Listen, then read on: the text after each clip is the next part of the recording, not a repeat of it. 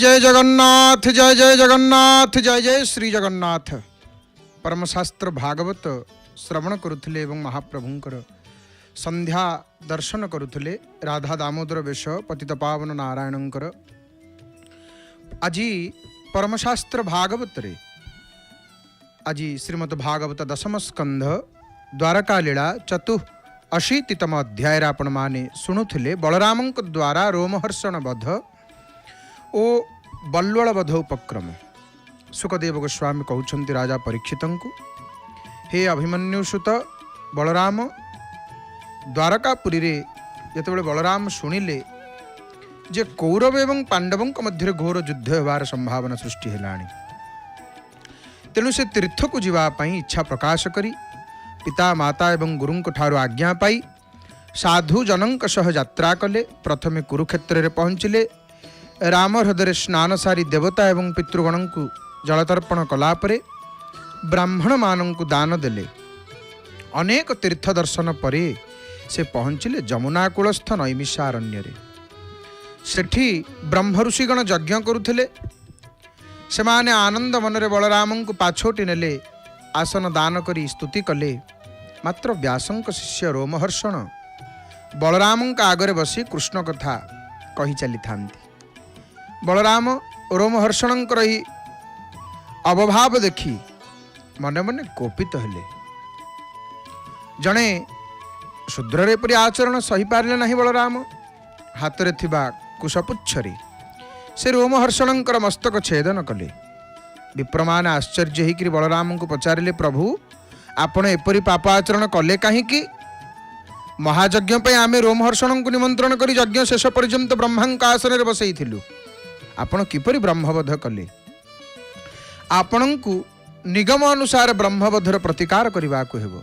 एक कथा सुनी बलराम विनय होकर कहले, हे ब्रह्म ऋषिगण, किपरि मु ए ब्रह्म हत्या दोषर मुक्त हेबी, ताहार उपाय कहंतु। मु एहा को यज्ञ शेष पर्यंत जीवन दान करी। यह सत्य सत्य त्रिवार सत्य। ब्राह्मण माने सम्मति प्रदान करने को बलराम पुणी सेठू कहले, देववाक्य अनुसार आत्मारू आत्मा जात हुए, तेणु रोमहर्षणकर पुत्र को ब्रह्मारासन में बसातु। मुझे ज्ञान सिद्ध होगा को आशीर्वाद प्रदान करुछि। यापर मते आउ कौन करने को पड़ो कहतु। ब्रह्म ऋषिगण बलराम को कहले, हे शंकर्षण, असुर इल्वलर पुआ बल्वल पार्वण जोगरे एठाको आसे आमर यज्ञ कार्य बाधा सृष्टि करने। राति रे से लुचि लुचि यज्ञ कुंड पूज रक्त मलमूत्र पकी अपवित्र करे।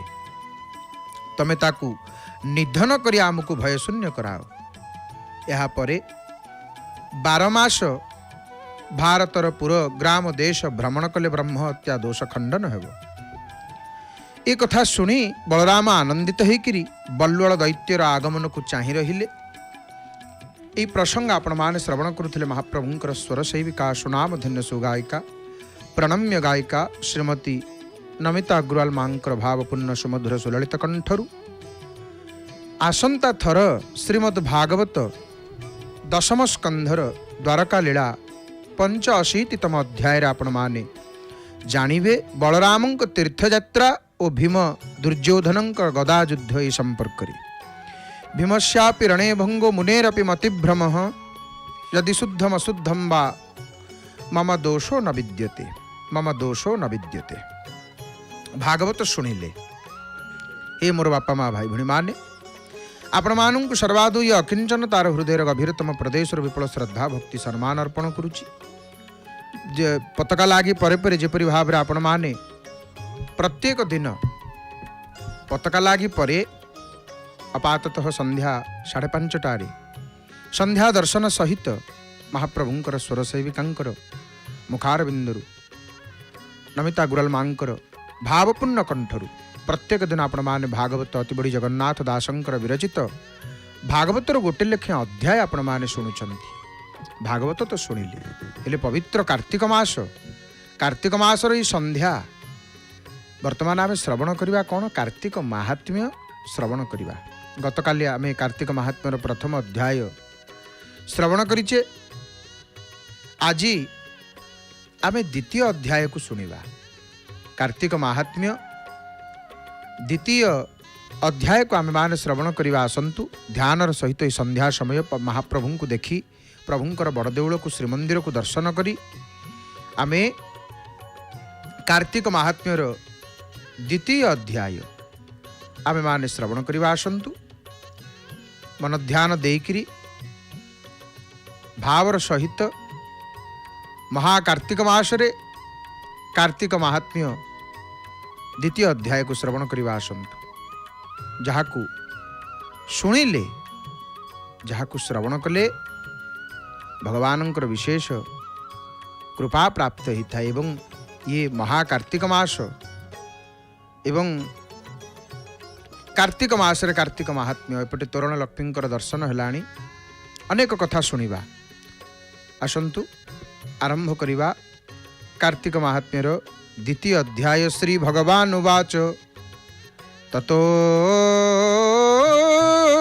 गुणवती श्रुत्वा राक्षसौ निहता बुभौ पितृ भर्तृ च दुःखार्त करुणां पर्यवेदयत। कार्तिक महात्म्य शुणुछंती आपण माने द्वितीय अध्याय। दूरे निषाद गण थिले पलाई संदेश कहिले पति पियर हत शुणी से चंद्र होत्रुर घरणी विकले करई रोदन हे कही कलु तुए सन पिता गृहस्थ एका बेले निधन मोर पाप फले गृहे मोहर केही नाही केमंते धरी विमु देही स्वभावे अल्प बयस विपद पड़िला शेष पड़ु मोहर कर्मफल प्रभातु अस्त गला बेल घोर गहन बने रखी दैव नेला बेनी आखी बुद्धि तो नदी सई आउ धिक मोहर जीव जाऊ केमंते सरीब मो दिन भो पिता तुमर जीवन क्षणे न देखु मोर दुख एबे तो होइली निरक्ष। तो ये द्वितीय अध्याय रे कार्तिक महात्म्य द्वितीय अध्याय रे भगवान कहउछंती जे दूर रे राक्षस माने जते बेले अछंती सेठी जाइकरी संदेश देइछंती ये कार्तिक महात्म्य आपण माने श्रवण करुचंती। पवित्र महाकार्तिक मास जुग भितर सत्यजुग श्रेष्ठ मास भितर कार्तिक मास श्रेष्ठ एवं चैत्र वैशाख कार्तिक एवं माघ ये चारोटी मासर कथा आसीछि। ये महाकार्तिक मास आत्मकल्याण पाई भगवत प्राप्ति पाई भगवान को प्रसन्न करने पाई अल्प परिश्रम जे अधिक पुण्य चाहूँगी जो माने ये मासटी तांकरी पाई अल्प टिके धर्म करदे एते पुण्य अल्प टिके कौन भल काम कले व्रत उपवास रखिले बहु अधिक गुणरे पुण्य फल जो मास रे होता है।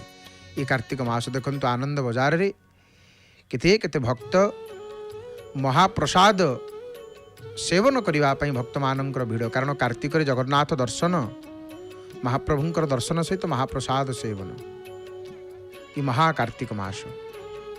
तो पवित्र कार्तिक मास रे आपण माने कार्तिक महात्म्य को श्रवण करुचंती। कार्तिक महात्म्यर द्वितीय अध्याय रे आपण माने शुणुचंती जे एठी कौन करिवे आज विचार करुचंती। तो एठी आपण माने शुणुथिले जे किपरि भावरे एठी कहउछंती पिता गृहस्थ एका बेले निधन मोर पाप फले कि पाप मु कली जे घरे मोर केही नाहंती केमंते धरिबु मु देही मु देह को केमिति धारण करी केमिति संसार रे बंचीबी स्वभाव रे अल्प बयस रे पिता चली गले माने एते विपद पड़िला अशेष ପଡ଼ୁ ମୋହର କର୍ମ ଫଳ ପ୍ରଭାତୁ ଅସ୍ତ ଗଲା ବେଳ। ଏହିପରି ଭାବରେ ଯେତେବେଳେ ବିଚାର କରୁଛନ୍ତି, ଆଜି ନିଜ ଭାଗ୍ୟକୁ ନିନ୍ଦୁଛନ୍ତି। ଆଉ କ'ଣ କହୁଛନ୍ତି? ପର କୁମର ଗୃହେ ବରି ପାଳିଲି ପ୍ରାୟ ପ୍ରାଣପ୍ରାୟ କରି ମୋତେ ତାହାଙ୍କୁ ବିବାହ ଦେଲ, ଏବେ ସଙ୍ଗତେ ଘେନିଗଲ। ଅନାଥା କରିଗଲ ମୋତେ ମୁଁ ଯାନ୍ତି ସ୍ୱାମୀଙ୍କ ସଙ୍ଗତେ। କୁଆଡ଼େ ଯିବି ଉଭୟ କୂଳ ଜ୍ଞାତି ଶୂନ୍ୟ। ଦିଟା ଯାକ କୂଳରେ କେହି ନାହାନ୍ତି। ଏଠି ସୁନ୍ଦର ଭାବରେ ମେଘନାଦ ପ୍ରାଚୀରର ଦର୍ଶନ ରୋଷଶାଳା ଦେଖୁଛନ୍ତି। ମହାପ୍ରଭୁଙ୍କର ଇଏ ବିଶାଳ ରୋଷଶାଳା, ବିଶ୍ୱର ସର୍ବବୃହତ୍ତମ ରୋଷଶାଳା। ଏଠି ଯାହା ଯେତିକି ପରିମାଣରେ ଏଠି ମହାପ୍ରଭୁଙ୍କର ରୋଷେଇ ହୁଏ ଆଉ ଅନ୍ୟତ୍ର କେଉଁଠି ହୁଏ ନାହିଁ। ମହାପ୍ରଭୁଙ୍କର ଇଏ ରୋଷଶାଳାର ଦର୍ଶନ କରୁଛନ୍ତି ଆପଣମାନେ। ପ୍ରଭୁଙ୍କର ଶ୍ରୀମନ୍ଦିର ରୋଷଶାଳା ଗୋଟେ ଗୋଟେ ଅଗ୍ନିକୋଣରେ ରହିଲେ ରୋଷଶାଳା, ଏବଂ ଐଶାନ୍ୟ କୋଣରେ ସ୍ନାନ ମଣ୍ଡପ। ଅତି ସୁନ୍ଦର ଭାବରେ ଆପଣମାନେ ଦର୍ଶନ କରୁଛନ୍ତି ଜୟ ଜଗନ୍ନାଥ ଟିଭିର ସିଧା ପ୍ରସାରଣରେ। ଏବଂ କାର୍ତ୍ତିକ ମାହାତ୍ମ୍ୟର ଦ୍ୱିତୀୟ ଅଧ୍ୟାୟକୁ ଆପଣମାନେ ଶ୍ରବଣ କରୁଛନ୍ତି। ଦ୍ୱିତୀୟ ଅଧ୍ୟାୟକୁ ଯେତେବେଳେ ଶୁଣୁଛେ ଟିକିଏ ବୁଝି ହେବନି କ'ଣ ପାଇଁ। ଟିକିଏ ଆମେ ପ୍ରଥମ ଅଧ୍ୟାୟକୁ ଟିକେ ଭଲ ଭାବରେ ଆମେ ବୁଝିକିରି ତାପରେ ଦ୍ୱିତୀୟ ଅଧ୍ୟାୟକୁ ଆମେମାନେ ପ୍ରବେଶ କରିବା। ତ କାର୍ତ୍ତିକ ମାହାତ୍ମ୍ୟର ପ୍ରଥମ ଅଧ୍ୟାୟରେ କେଉଁ କଥା କୁହାଯାଇଛି ନା, କାର୍ତ୍ତିକ ମାହାତ୍ମ୍ୟର ଇଏ ପ୍ରଥମ ଏବଂ ଦ୍ୱିତୀୟ ପ୍ରଥମ ଅଧ୍ୟାୟରେ ଅତି ସୁନ୍ଦର ଭାବରେ ଆମର କାର୍ତ୍ତିକ ମାହାତ୍ମ୍ୟର ଏ ମାସର ମହିମା ସମ୍ପର୍କରେ କୁହାଯାଇଛି। ଏବଂ ଏ ଯେଉଁ କାର୍ତ୍ତିକ ମାସ, ପବିତ୍ର ମହାକାର୍ତ୍ତିକ ମାସ, ଏ ମାସଟି ଧର୍ମର ମାସ, ଏ ମାସଟି ପୁଣ୍ୟର ମାସ। ଏ ମାସରେ ରାଧା ଦାମୋଦରଙ୍କର ଦର୍ଶନ ଏବଂ କାର୍ତ୍ତିକ ବ୍ରତ ପାଳନ, ହବିଷ୍ୟ ଏବଂ ତୁଳସୀ ପୂଜନ, ଦୀପଦାନ, ये अत्यंत धर्म मास, पुण्य मास। तो कार्तिक मासर प्रथम जो कार्तिक महात्म्यर प्रथम अध्याय कथा आम कहूले। प्रथम अध्याय आपण मैंने कौन शुणुले ना, प्रथम अध्याय ये कार्तिक महात्म्यर प्रथम अध्याय भगवान कृष्ण से कहते सत्यभामा पचारुचंती कार्तिक महात्म्य कौन। कार्तिक महात्म्य को माने पद्मपुराण रे जो प्रसंग आसे, पद्मपुराण उत्तर खंडे कार्तिक महात्म्यर प्रथम अध्याय आपण माने देवशर्मा चंद्रहोत्र मोक्षण ये संपर्क रे प्रसंग आसी।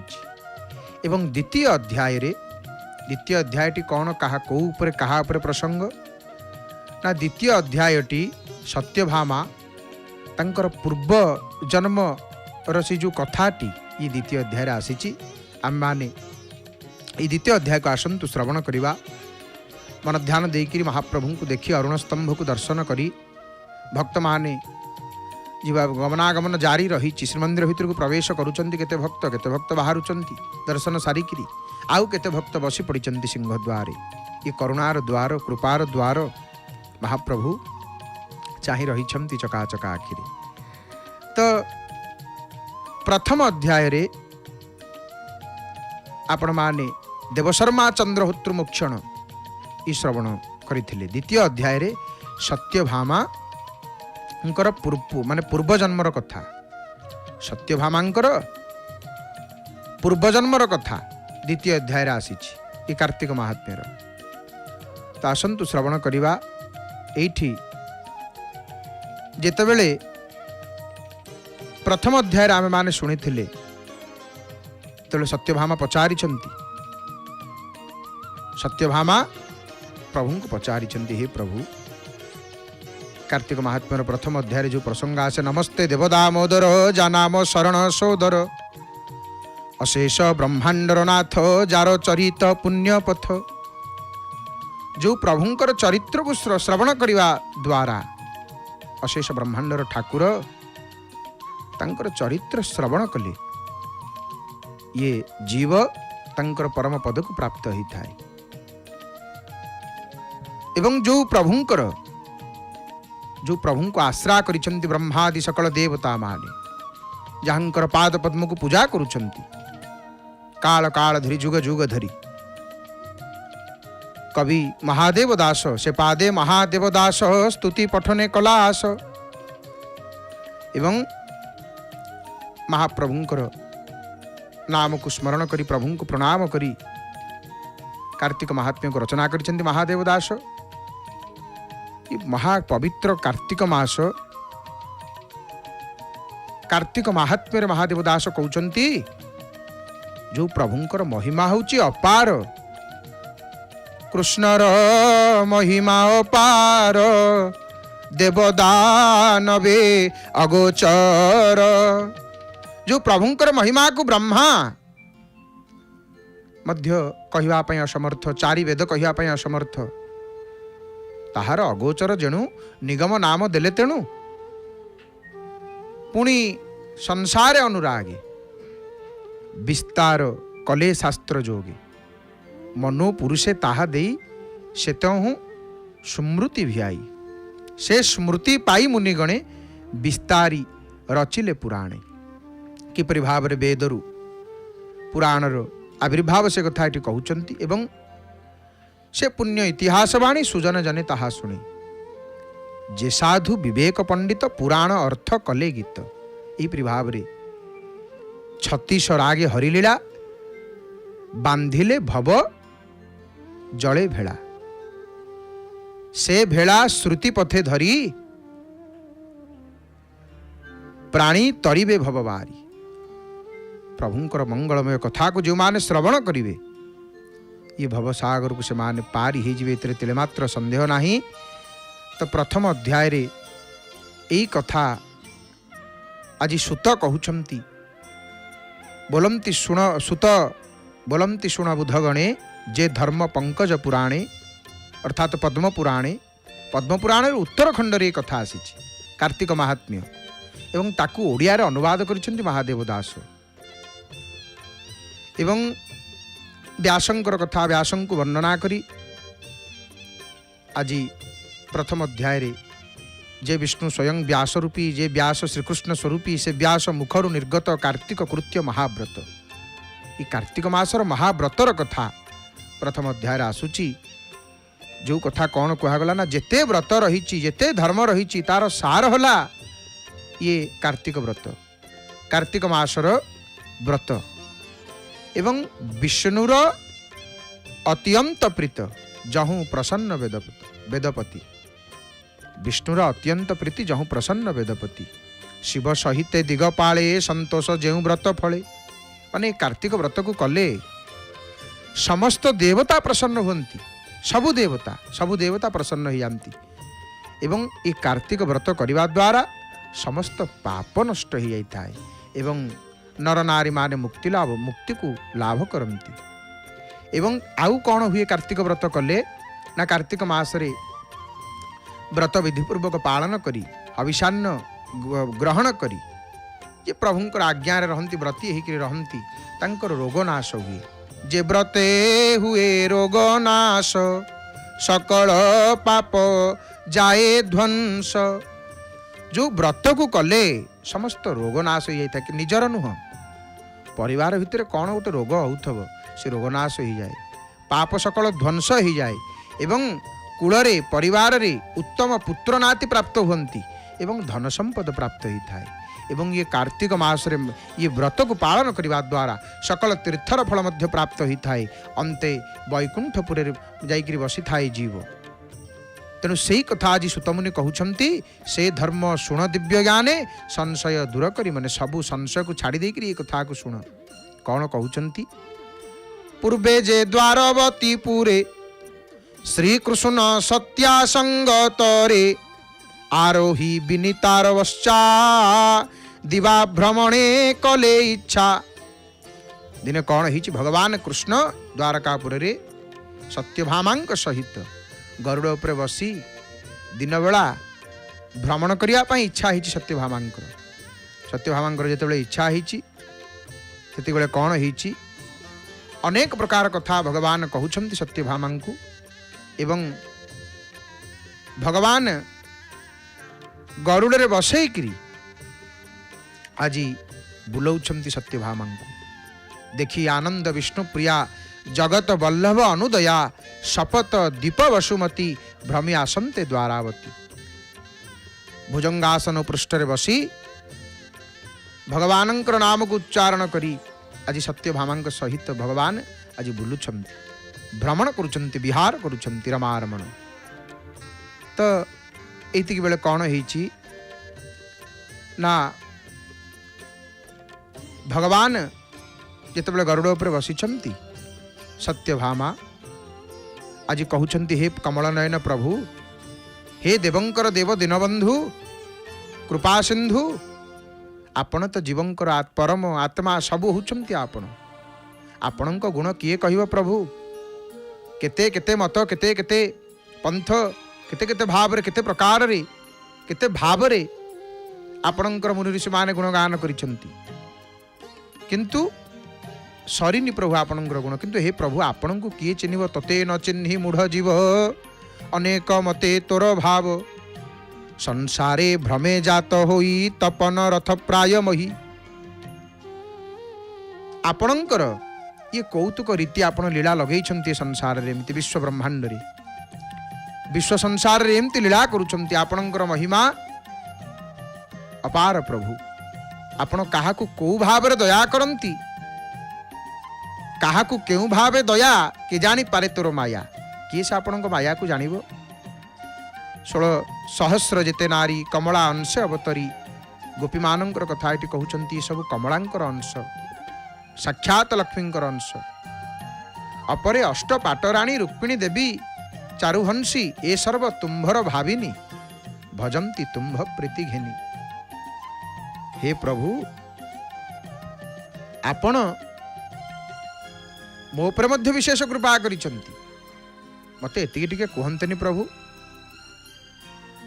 मु जानिछि आपणकर महिमा किंतु मोर जो कथा रे श्रद्धा अछि आपण ताको अन्यथा करंतु नाही ए बड़ भाग्य मोर कर्म पूर्वे मु कली जेउ धर्म कि कुळे होइथिली जन्म केवण तीर्थे तपोदान आज सत्यभामा पचारुछंती तांकर पूर्व जन्मर कथा को केउ देवता पूर्व करी तुम्भ चरणे परिचारी तुम्भर अनुराग मोरे ए अति दुर्लभ संसारे कि भावे लभिली मु एहा विचारी कह लक्ष्मीना सत्यभामा पचारुछंती प्रभु आज ये जन्म रे मु आपणंकु पति रूप रे पाइछि हे नाथ मु की पुण्य करिथिली मो पूर्व जन्म रे मु कोन करिथिली प्रभु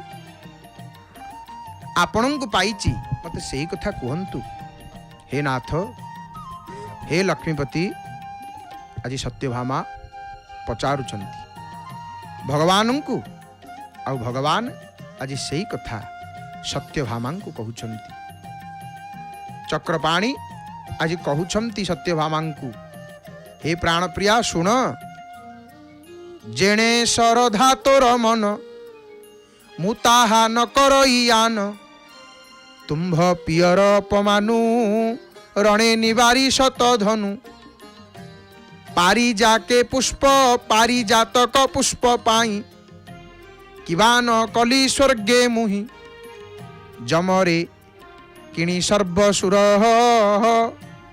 गर्भगंजिली सुनाशिर बड़े उपाड़ी सुरवृक्ष तो परे रोपिली प्रत्यक्ष अमर वृक्ष मर्त्यपुरे देखिली मानव गोचरे पुत्र कामना अर्थे तोर सेबी नारद मुनिवर प्रद्युम्न प्राय 10 पुत्र होइले तोर गर्भुजात प्रभु आजी सत्यभामांकर कथा तांको कहउछंती कहउछंती मु अवश्य कहिबी मुह की नदी ताहा आबर श्रद्धा करू जहा मुह की जहा तमे इच्छा करिछ मु कोन देबिनी मु कहिबी आउ एबे जेते बेले तुमे पचारिछ पूर्वजन्मर कथा ଚାଲ ହେ ସତ୍ୟଭାମା ଆମେ ଉତ୍ତମ ସ୍ଥାନରେ ବସିବା।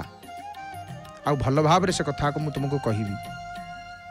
ଦ୍ୱାରକାର ଉପବନରେ ଭଗବାନ ଏବଂ ସତ୍ୟଭାମା ଯାଇକିରି ଗରୁଡ଼ କାନ୍ଧରୁ ଓହ୍ଲେଇକିରି ଗରୁଡ଼ ପୃଷ୍ଠରେ ବସିକିରି ବୁଲୁଛନ୍ତି ପ୍ରଭୁ।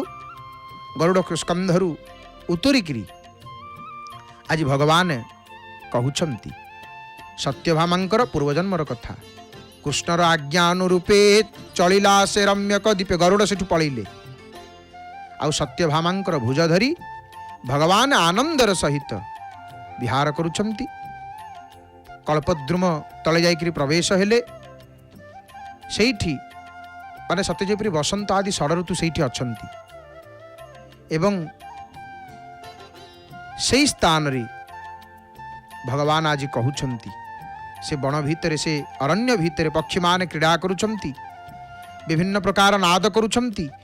ବିଭିନ୍ନ ସୁନ୍ଦର ଦୁର୍ଲଭ ପୁଷ୍କରିଣୀ କୂଳରେ ଗୋଟେ ବଟବୃକ୍ଷ ମୂଳରେ ତା ତଳେ ବସିକିରି ଭଗବାନ ସେ ବଟବୃକ୍ଷ ମୂଳରେ ଯୋଉଠି ମର୍କତର ବେଦୀ ଅଛି, ସୁବର୍ଣ୍ଣର ମେଖଳା ଆଚ୍ଛାଦନ କରି ଯୋଉଠି ରକ୍ତବର୍ଣ୍ଣର ତରୁ ଶୋଭା ପାଉଛି, ସେ ସ୍ଥାନରେ ବସି ଚନ୍ଦନ ପ୍ରାୟ ତରୁବାସ ସନ୍ନିଧ୍ୟେ ଛନ୍ତି ନାନା ପୁଷ୍ପ, ନାନା ପ୍ରକାରର ପୁଷ୍ପ ଅଛି, ଏତେ ସୁଗନ୍ଧ ପ୍ରକୃତିର ସମ୍ଭାର। ସେ କଳ୍ପଦ୍ରୁମ ତଳେ ବସିକିରି ଭଗବାନ ମର୍କତ ବେଦୀ ଉପରେ ବସି ବୈକୁଣ୍ଠର ରାଶି ସଙ୍ଗତରେ ଅଛନ୍ତି ବରୁଣର ଜେମା ସତ୍ୟଭାମା। ଭଗବାନ ଆଜି ସତ୍ୟଭାମାଙ୍କୁ କହୁଛନ୍ତି, ହସି ହସିକିରି ନାରାୟଣ କହୁଛନ୍ତି, ହେ ପ୍ରିୟ ସାବଧାନରେ ଶୁଣ, ମୁଁ କହୁଛି। ଆପଣମାନେ ମଧ୍ୟ ଏ ମୋର ବାପା ମା ଭାଇ ଭଉଣୀମାନେ ଅତ୍ୟନ୍ତ ସାବଧାନର ସହିତ ଶୁଣନ୍ତୁ ଏ କାର୍ତ୍ତିକ ମାହାତ୍ମ୍ୟର କଥାକୁ। ପୂର୍ବଜନ୍ମର କଥା ପଚାରିଲ, ଯେ ତୁମ୍ଭ ସତ୍ୟ ଜନ୍ମ ଧର୍ମ ଯମ ନିୟମ କୃତ କର୍ମ। ସକଳ ସବୁ କଥା ମୁଁ ତୁମକୁ କହିବି। ଯେତେବେଳେ ପଚାରିଛ ମୋତେ, ମୁଁ ଆଜି ସବୁ କଥା କହିବି। କ'ଣ ଘଟଣା ଭଗବାନ କହୁଛନ୍ତି, ପୂର୍ବେ ଯେ ସତ୍ୟ ଯୁଗ ଅନ୍ତେ ଉତ୍ତର ହିମାଳୟ ପ୍ରାନ୍ତେ ବିପ୍ରେକ ଥିଲା ମାୟାପୁରେ ତା ଜନ୍ମ ଆତ୍ରେୟ ବଂଶରେ। ପୂର୍ବରେ ସତ୍ୟଯୁଗର ଅନ୍ତ ସମୟରେ ହିମାଳୟର ଉତ୍ତର ପ୍ରାନ୍ତରେ ଜଣେ ବ୍ରାହ୍ମଣ ଥିଲେ। ତାର ଆତ୍ରେୟ ବଂଶରେ ତାଙ୍କର ଜନ୍ମ। ନାମ ତାଙ୍କର କ'ଣ ନା ଦେବଶର୍ମା। ଦେବଶର୍ମା ଅତ୍ୟନ୍ତ କୁଳୀନ ବ୍ରାହ୍ମଣ, ନୈଷ୍ଠିକ ବ୍ରାହ୍ମଣ, ମହାତ୍ମା। ତାଙ୍କର ଦୁହିତା ଥିଲେ କିଏ ପତ୍ନୀ ନା ଗୁଣବତୀ। ଦେବଶର୍ମାଙ୍କର ପତ୍ନୀ ଗୁଣବତୀ। ତାଙ୍କର କ'ଣ ନା ମା ନଥିଲେ, କେହି ତାଙ୍କର ମା ନଥିଲେ। ଅତ୍ୟନ୍ତ ଯତ୍ନର ସହିତ ତାଙ୍କର ପିତା ତାଙ୍କୁ ପାଳନ କରିଥିଲେ। ତ ଯେତେବେଳେ ବ୍ରାହ୍ମଣଙ୍କ ସହିତ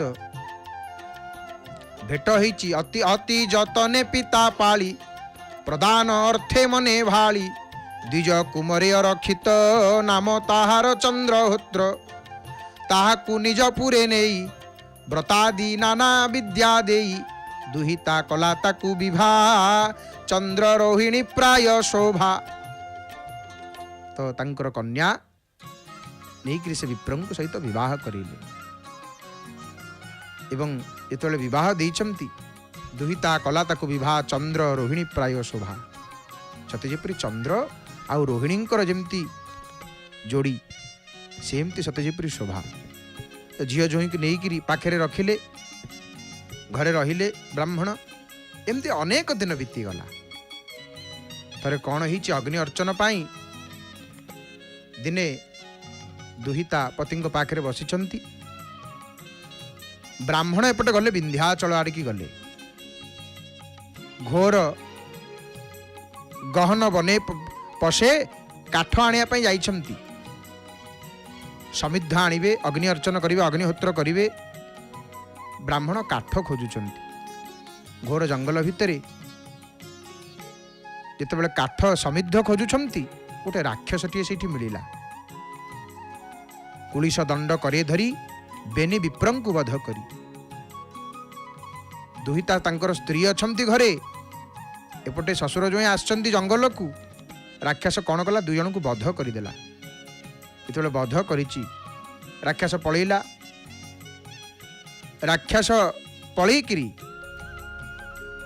सेठी कौन हेछि राक्षस तहु गला चली मोहर दूते आसी मिली तांकु विमाने बसा भगवान कहउछंती सत्यभामा को हे सत्यभामा सेठी मोर दूत गले आउ मो दूत जाइकिरी तांकु विमान रे बसैकिरी वैकुंठ भुवन को आनिले आउ से दुई जन विप्र माने से दुई विप्र जान नीति भक्ति रे सूर्य को पूजंती से दुई जन ब्राह्मण अत्यंत भक्तिर सहित सूर्य नारायण पूजा करती सूर्य नारायण अर्चना करती भगवान कहले मुझे प्रसन्न तांको उपरे तेणु संतोष मोर मन से मोर भकत प्रधान जे सौर गाणपत्य शैव शाक्त आवर जे वैष्णव भगवान कहउछंती मु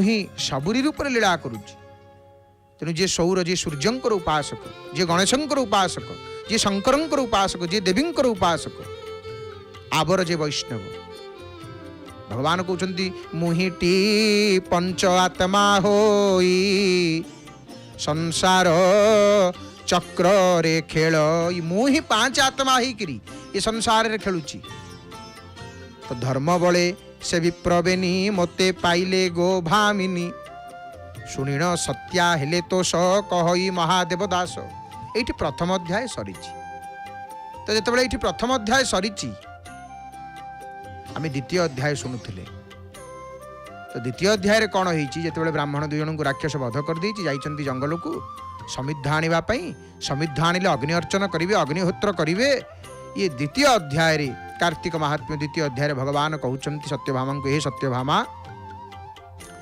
दूरे निषाद गण थिले पलाई संदेश कहिले पति पियर हत शुणी से चंद्रहोत्रुर घरणी ये शुणी देइछंती चंद्रहोत्रुंकर पत्नी जे पिता चलीगले पति मध्य चलीगले विकल रे कांदिबा को लागिले विकल रे भो भई कांदुछंती आज कौन कहउछंती पिता गृहस्थ एका बेले निधन मोर पाप फले मोर पाप कर्म जोगु मोर पिता पति उभये निधन हो गला दी जनकर निधन हो गला आहा कि दुख मो घरे आज केही नाही मुझे देह कौन पे धरबी कौन पे बंचीबी अल्प बयस कम बयस विपद अल्प बयस को एपटे विपद पड़ जाइए अशेष माने एमिति विपद मो मुंड पर पड़ी सरीब ना पड़ू मोहर कर्म फल प्रभातु अस्त गला बेल घोर गहन बन रखी दैव नेला बेनी आखि दैव दुई जन को एका साथी नहीं गला आउ बुद्धि दुसुनी कौन करी धिक मो जीवन धिक केमिति मो दिन सरीब हे मोर पिता आपण मो जीवन कुआड़े गले मते छाड़िकी जी मोर क्षण गोटे निमिषे कर दुख देखि पारु नथिले एबे मते किए रक्षा करिवे मते तेणु कौन करिवी मते विवाह कल बाहाग विवाह देल किंतु संगे संगे छाड़िकी चलीगल एवं पति मध्य चलीगले मते ताहांकु विवाह देल एबे संगते घेनी गल मते तांकु विवाह देकरी सांगे धरिकी आपण पळैले अनाथ करी गले मते मु जाइथांती स्वामी संगते उभय कूल ज्ञाति शून्य हो गला किए दब जल तिल किए पिंड दब किए से दब प्रेत के पवित्र करिब एणु रखिबी मोर जीव तेणु आज विचार करुछंती एमंत भाली गुणवती शोक संभाली हेला शांति शोक को संभालिकी ये संसार भाव को मने मने गुणी कौन गुणुचंती ना ये संसार होला असत्य ये संसार सत्य नुह भगवानंकर लीला को चिंतन करी भगवान को चिंतन करी विष्णुर लीला सर्वदेही ता बिनु अन्य गति नाही तेणु होइबी अनुगत एबे सारिबी प्रेत कृत्य पिता पतिंकर गति देई शरण जीवी लक्ष्मी साई पिता एवं पतिंकर संस्कार करिकिरी दाह संस्कार करिकिरी प्रभुंकर भक्त हो जीवी ब्राह्मणर नारी ଯେତେବେଳେ ବିଚାର କରିଛନ୍ତି ବ୍ରାହ୍ମଣଙ୍କୁ ଡକେଇକିରି ସମସ୍ତ କର୍ମ କରିଛନ୍ତି। ନିସ୍ତାରେ ବେନି କୁଳଜନ ଗୃହୀତା ଥିଲା ଯେତେ ଧନ, ଧନକୁ ଲଗେଇକିରି ସମସ୍ତ କର୍ମ କଲେ ଏବଂ ତାର ଯେତକ ଧନ ସମ୍ପଦ ଥିଲା ସବୁ ସେ ଦେଶର ରାଜା ନେଇଗଲେ। ଯେଣୁ ତାର କେହି ରକ୍ଷକ ନଥିଲେ ସେ ସବୁ ରାଜା ନେଇଗଲେ। ଆଉ ଜଣେ ବ୍ରାହ୍ମଣ ଆସିକିରି ତାଙ୍କର ଧନ ମଧ୍ୟ ନେଲେ। ଏ କଥାକୁ ଦେଖିକିରି ଦେବଶର୍ମାଙ୍କର ଯିଏ କନ୍ୟା ଥିଲେ ସେ କିଛି ଚିନ୍ତା କଲେ ନାହିଁ। କାହିଁକି ନା ଏସବୁ ଅସତ୍ୟ, ଏସବୁ ଅସତ୍ୟ। ତ ଏହିପରି ଭାବରେ କଣ କରିବେ ନା ବିପ୍ରଙ୍କୁ ମାଗି ପ୍ରିୟ ପଣେ ସନିଧେ ରଚି ଗୃହ କୋଣେ ଭିନ୍ନ କରିଣ ଦ୍ୱାର କାଟି ତାଳ ବରଡ଼ା କଲା ତାଟି। ସେ ଗୋଟେ ବୃକ୍ଷ ଘରଟିଏ ନିର୍ମାଣ କରି ସେଇଠି ରହିଲେ। ତ କଣ କପା ସୂତ୍ର ଯେଉଁ କପା ତୁଳାକୁ ବିକ୍ରି କରିକିରି ସେ ତାଙ୍କର ଜୀବିକା ନିର୍ବାହ କରୁଥାନ୍ତି। ସେଥିରେ ତନ୍ତୁ ଲବ୍ଧେ ଆତ୍ମା ପୋଷି ରାମ ଗୋବିନ୍ଦ ନାମ ଘୋଷି ଭଗବାନଙ୍କୁ ଚିନ୍ତନ କରି ସ୍ମରଣ କରିକିରି ତାଙ୍କର ଜୀବନ ପୋଷୁଥାନ୍ତି। ପୂର୍ବରୁ ପୁରାଣରେ କଣ ଶୁଣିଛନ୍ତି ନା ଆତ୍ମାର ଲଭ ମନେ ଗୁଣି, ବିଷ୍ଣୁର ଅତି ପ୍ରିୟ ବ୍ରତ କାର୍ତ୍ତିକ ବିଧି ଯାହା କୃତ୍ୟ। ସେ ପୂର୍ବରୁ ଶୁଣିଛନ୍ତି ଯେ ଭଗବାନ ବିଷ୍ଣୁଙ୍କର ଅତି ପ୍ରିୟ ବ୍ରତ ମହାକାର୍ତ୍ତିକ ବ୍ରତ, ଯେଉଁ ବ୍ରତକୁ କଲେ ଭଗବାନ ସନ୍ତୁଷ୍ଟ ହୁଅନ୍ତି, ପ୍ରସନ୍ନ ହୁଅନ୍ତି। ସଂକଳ୍ପ କଲେ। ସେ ବ୍ରତର କାର୍ତ୍ତିକ ମାସ ହେଇଥାଏ। ସଂକଳ୍ପ କଲା ତାହା ବାଳି ସ୍ୱଭାବେ ଏକାଦଶୀ ପାଳି ପାପ ପ୍ରମାଦ ଭୟ ଚିତ୍ତ ମିଥ୍ୟାନ ଭାସି କହେ ସତ୍ୟ ବିଧି ସଂକଳ୍ପେ ଉପବାସୀ କରଇ ବ୍ରତ ଏକାଦଶୀ। ଏକାଦଶୀ ବ୍ରତ କଲେ ଏବଂ କାର୍ତ୍ତିକ କୃତ୍ୟ ଯାହା ଭଣି ସ୍ନାନ କରିଣ ପ୍ରାତ କାଳେ ବିଷ୍ଣୁର ନାମ ଶିବ ଆଳେ ବସି ଜପଇ ଚିତ୍ତ ଶୁଦ୍ଧି ପୂଜଇ ମାନସିକ ବିଧି। ମାନସିକ ପୂଜା କରୁଥାନ୍ତି। ନିଜ କାର୍ତ୍ତିକ ମାସ ଯେହେତୁ ନିଜ ଘରକୁ ଯାଇକିରି ତୁଳସୀ ବୃକ୍ଷଙ୍କର ପୂଜା ସହିତ ପଞ୍ଚ ବର୍ଣ୍ଣର ମୁରୁଜ କାଟିକିରି ତୁଳସୀ ଚଉରାଳ ମୂଳେ ଦୀପ ବସେଇକିରି ସନ୍ଧ୍ୟା ସମୟରେ ହବିଷ୍ୟାନ୍ନ ଏକ ବେଳେ ଗୋଟିଏ ସମୟ ହିଁ ଭୋଜନ, ତାହା ପୁଣି ହବିଷ୍ୟାନ୍ନ ଭୋଜନ କରୁଥାନ୍ତି। ନିନ୍ଦିତ କର୍ମ କରି ତେଜ୍ୟା ସକଳ ପାପକର୍ମକୁ ତ୍ୟାଗ କରି ତୃଣ ଶଯ୍ୟା ଉପରେ ଶୟନ କରି ଏମିତି କେତେ ଦିନ ବିତେଇ ଦେଲେ। ଏବଂ ଦିନେ କଣ ହେଇଛି ତାଙ୍କର ଜ୍ୱର, ଭାରି ଜୋରେ ଜ୍ୱର ଆସିଲା ସେ ବ୍ରାହ୍ମଣଙ୍କର ପତ୍ନୀଙ୍କୁ। କାର୍ତ୍ତିକ ମାସ ସକାଳ ସକାଳ ସମୟ ସେଇ ଶୀତ ଜଳରେ ସ୍ନାନ କରି ଏପଟେ ଜଠରାଗ୍ନି ତେଜହୀନେ ରୋଗ ଆକର୍ଷେ ଦିନୁ ଦିନେ ଜ୍ୱରରେ କମ୍ପୁଛି ଦେହ।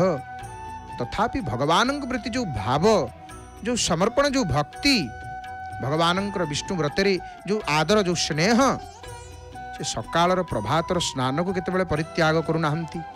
ନିତ୍ୟ ପ୍ରଭାତେ ସ୍ନାନ କରି ଏମନ୍ତେ ସୁର ନଦୀ ତୀରେ ଅଙ୍ଗେ ବ୍ୟାପିଲା ସନ୍ନିପାତ ତକ୍ଷଣେ ପାଇଲା ପଞ୍ଚତ୍ୱ।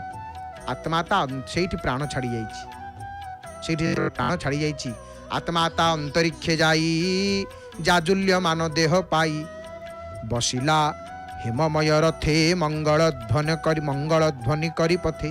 ସେଠି ଯେତେବେଳେ ପ୍ରାଣ ଛାଡ଼ିଛି ସେ କନ୍ୟାଙ୍କର ବ୍ରତରେ ଏତେ ଭାବ, ବ୍ରତରେ ତାଙ୍କର ଏତେ ନିଷ୍ଠା, ପ୍ରାଣ ଯେତେବେଳେ ଛାଡ଼ିଛି ତାଙ୍କର ଶରୀର ଯାଇକିରି ଭଗବାନଙ୍କର ଯେଉଁ ଦିବ୍ୟ ଧାମ କେମିତି ଯାଉଛନ୍ତି ନା ସୁବର୍ଣ୍ଣର ରଥ, ସୁନାର ରଥ ଉପରେ ବସିକିରି ମଙ୍ଗଳ ଧ୍ୱନି କରି ପଥେ ବିଷ୍ଣୁ କିଙ୍କରେ ତହିଁ ମିଳି, ଭଗବାନ ବିଷ୍ଣୁଙ୍କର ଦୂତ ମିଳିଲେ ଆଉ ବୈକୁଣ୍ଠକୁ ନେଇକିରି ଗଲେ। ଆଉ ବୈକୁଣ୍ଠକୁ ଯାଇକିରି ସେ ବ୍ରାହ୍ମଣର ପତ୍ନୀ ଭଗବାନ ବିଷ୍ଣୁଙ୍କର ଦର୍ଶନ ପାଇଲେ। ଆଉ ଲକ୍ଷ୍ମୀ ସଙ୍ଗତେ ସଖୀ ହୋଇ ରହିଲା ଦିବ୍ୟ ଭୋଗ ପାଇ ପୁଣି ଲଭିଲା ଯେଉଁ ଗତି ସେ କଥା ଶୁଣ ସତ୍ୟାସତୀ। ଆଜି ସତ୍ୟଭାମାଙ୍କୁ କହୁଛନ୍ତି। ଏବେ ଦ୍ୱାପର ଯୁଗେ ପୁଣି ବିଷ୍ଣୁ ସ୍ୱରୂପେ ନାରାୟଣ ସ୍ୱୟଂ ପ୍ରକାଶ ଆମ୍ଭେ ଆସି ଭଗବାନ କହୁଛନ୍ତି ଦ୍ୱାପର ଯୁଗରେ ଆମେ ଅବନୀର ଭାରାକୁ ନାସିବା ପାଇଁ ଯେତେବେଳେ ଅବତାର ନେଲୁ लोग रुक्मिणी लक्ष्मी उत्पत्ति तुम्भे जे पूर्वे गुणवती। सत्यभामा पचारे ना प्रभु को प्रथम अध्याय रे, प्रभु पूर्वजन्म कथा टिके कहतु, प्रभु मो पूर्वजन्म कथा, मो पूर्वजन्म रे कौन थिली। भगवान कहते जानीपार तो सत्यभामा तमे ही से गुणवती थिल, से ब्राह्मण पत्नी गुणवती थिल पूर्वजन्म रे। आउ द्वापर जुगरे मु जेतेबेले अवनीर भारा को नाश करने आसीची, तुम्हें मते पति रूप रे पाइच। तुम्भे जे पूर्वे गुणवती, एबे होइला सत्यभामा कहंती पुरुष उत्तमा। जे चंद्रहोत्र द्विजवर से बे भकत अक्रूर। ये चंद्रहोत्र द्विजवर थिले, से बे अक्रूर ही जन्म होइचंती। हरि हरि बोल माँ, हरि हरि बोल। काकुड़ी खाईंकर दर्शन करुचंती, माँ को टिके प्रणाम कर दियंतु। आळती हब बोधे माँ को। काकुड़ी खाई ठाकुराणी देखंतु दीपटी धरिचंती अर्चक महाभाग, एवं से दीप को भगवती की देखौचंती। गोटे पटे पतित पावन दर्शन, आउ गोटे पटे आपण माने दर्शन करुचंती। काकुड़ी खाई ठाकुराणी संध्या दीप केमती देखौचंती माँ को देखंतु। हरि हरि बोल माँ, जगतर माँ, जगतर माँ भगवती दुर्गा माँ काकुड़ी खाई ठाकुराणी।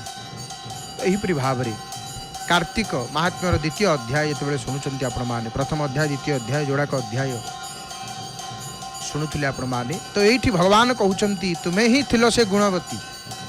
एवं जे चंद्रहोत्र द्विजवर थिले, से भी भक्त अक्रूर होकर जन्म होइछन्ति। जे देव शर्मा तुम्भ तात, से ए बेनामे सत्राजित, से सत्राजित होकर जन्म होइछन्ति। जे तुम्भ पालित तुलसी, से कल्प द्रुम हेलासी। ये सर्व तुम्भ धर्म फल, तरी तारिल बेनिकुल। कार्तिक व्रत फलश्रुति, जणु मु तुम्भ प्रिय अति। ये कार्तिक व्रतर एते महिमा ये कार्तिक व्रतर सत्यभामा करथिले। तांकर पूर्वजन्म रे गुणवती होकर भगवान पति रूप में पाइले। ये महिमा कार्तिक व्रतर, ये महिमा पूर्वे जे करिथिला तप नासी आगमे जाली दीप। तेणु संतोष कमलिनी तुम्भे जे तांक सपतणी। मनेन घेनी अहंकार प्रसन्न देइछंती वर। प्रभु आज कहउछंती पद्म पुराण प्रसंग, कार्तिक मासर महिमा। ये सत्यभामा जेतेबेले शुणिछंती प्रभु मुखरू, आज ये द्वितीय अध्याय संपन्न होइछंती। एठी द्वितीय अध्याय को आमे कार्तिक महात्म्यर द्वितीय अध्याय को रखी, जेहेतु अनेक दिन बीती गलानी कार्तिक मासर। एपटे देखो आलती है काकुड़ी खाई ठाकुराणी। आम तृतीय अध्याय मध्य आरंभ करदेवा। आज तृतीय अध्याय कार्तिक महात्म्यर तृतीय अध्याय आम मैंने आरंभ करवा, किंतु प्रथमे टिके काकुड़ी खाई आलती दर्शन करूँ। आलती समय रे हाथ को जोड़िकी प्रणाम पूर्वक प्रणाम करी माँ को प्रणाम करी कहतु, हे जगत जननी माँ, हे कृपामयी, हे करुणामयी, आमको रक्षा करो। नारी रूपे देवी तु ही, तो बिनु अन्य गति नाही। केबे तू मंगला, केबे तू सारला, तोर बड़ पर्व। हरि हरि बोल माँ, हरि हरि बोल माँ। बांकी रे तू चर्चिका कटक रे दुर्गा। भकतर दुख बुझू तू सदा सर्वदा। माँ परा जगत जननी, तू सृष्टिकर्ता, तू ही संहार करता। तो लागी पृथ्वी पाई सुरक्षा। केते स्थाने केते नामे पाऊ तू पूजा। दोषी को तू दंड देई होई जाऊ उभा। केते केते नाम रे भगवती पूजा, केते नाम रे भगवती पूजा। एवं जो देवी विमला श्रीक्षेत्र क्षेत्राधीश्वरी, जहांकर जोगु नीलाचल श्रीक्षेत्र महाप्रभुंकर भोग महाप्रसाद। विमला पीठर ठाकुराणी काकुड़ी खाई ठाकुराणी आपण माने आलती दर्शन करुचंती वर्तमान।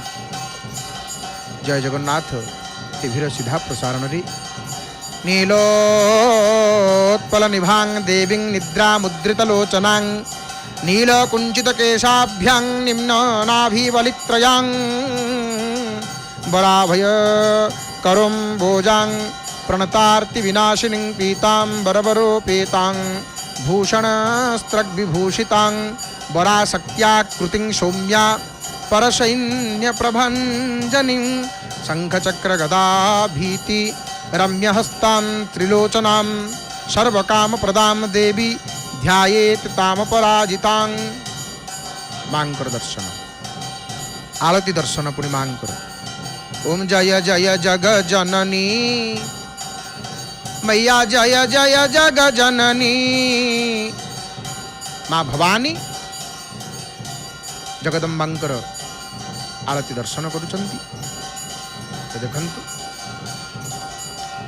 काकुड़ी खाई ठाकुराणींकर आलती एपटे पतित पावन नारायणंकर सन्निधि उपस्थित हेले आसी महाप्रभुंकर पूजापंडा सामंत सेवक महाभाग माळ लागी करुचंती। कौन माळ अवशिष्ट माळ रही जाइछि माळ तुलसी लागी करिवे कर्पूर लागी करिवे एवं परे परे आपण माने पतित पावन नारायणंकर आलती दर्शन करिवे खूब कम समय भितर।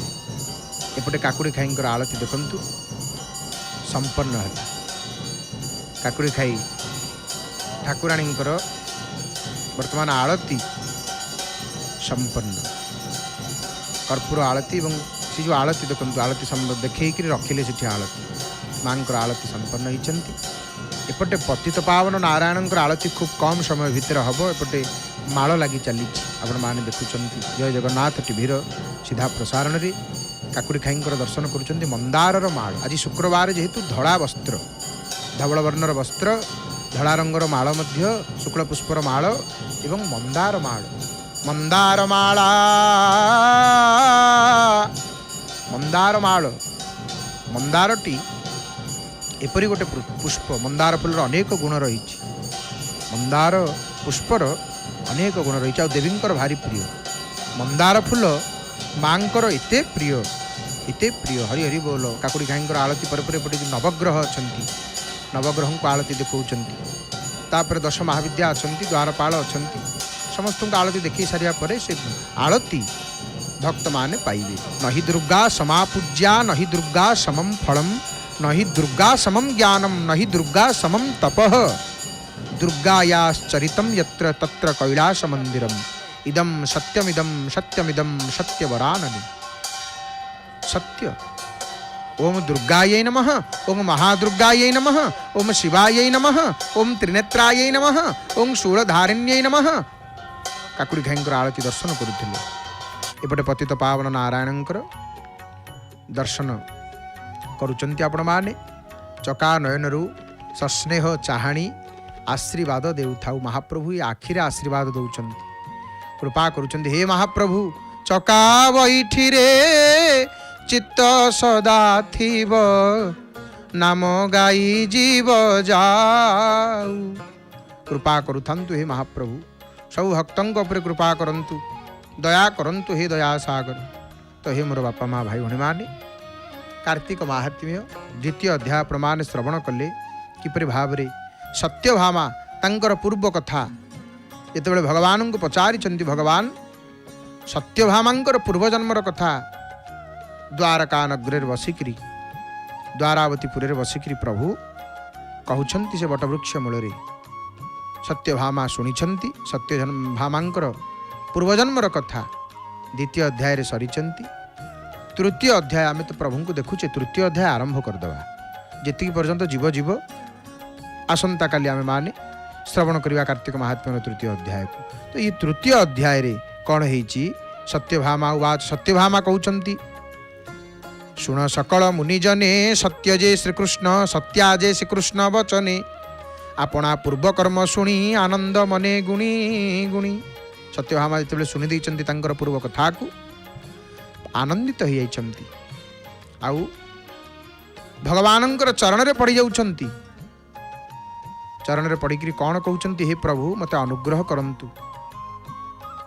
करंतु पूर्वजन्म कथा प्रभु कहीदेले। तापर कहउछंती मते कार्तिक व्रत कथा मते कहंतु।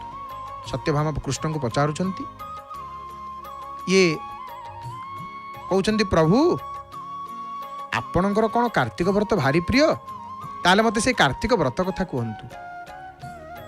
तेणु शुणिबी श्रद्धा मोर भो प्रभु अनुग्रह कर से मु प्रभु शुणिबी। भगवान सत्यभामांकर वचन शुणिकी ऋषिकेश जिते शुणी कार्तिक महिमा कथा से प्रभु आरंभ करिसंती। हे सत्या ध्यानर सहित शुण, ध्यानर सहित शुण। आम ये रखा तृतीय अध्याय आरंभ हो जाइए। द्वितीय अध्याय बढ़िले तृतीय अध्याय कार्तिक महात्म्यर तृतीय अध्याय आरंभ होला। अल्प टिके आम शुणीचे।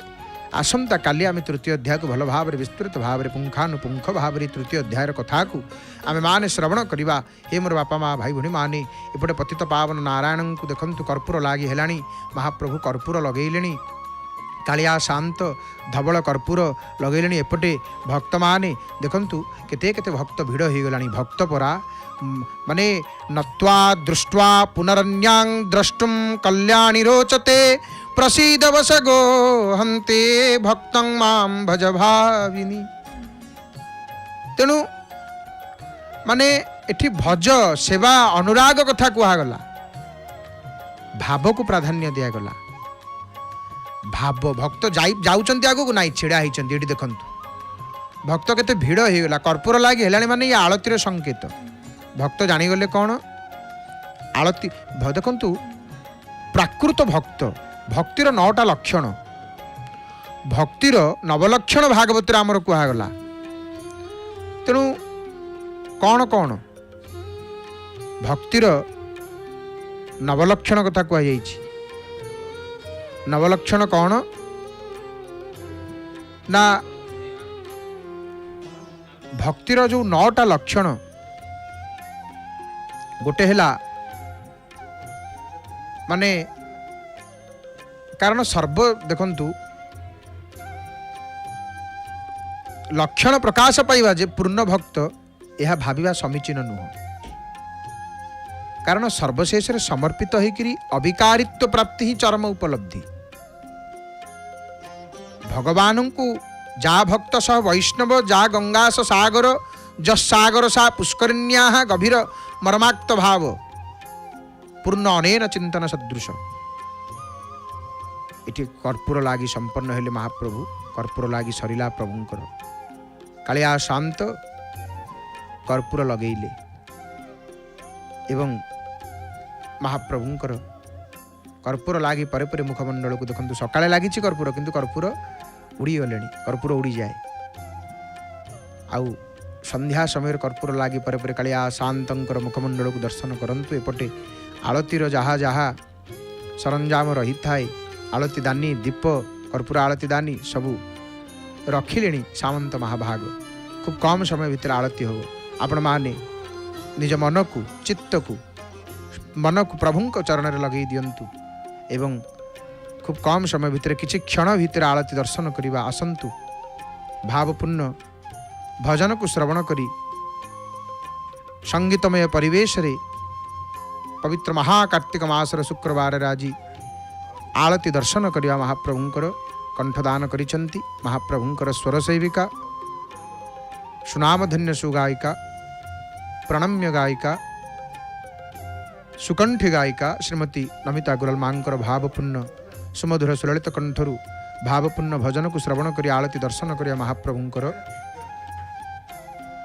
जय जय जगन्नाथ जय जय जगन्नाथ जय जय श्री जगन्नाथ।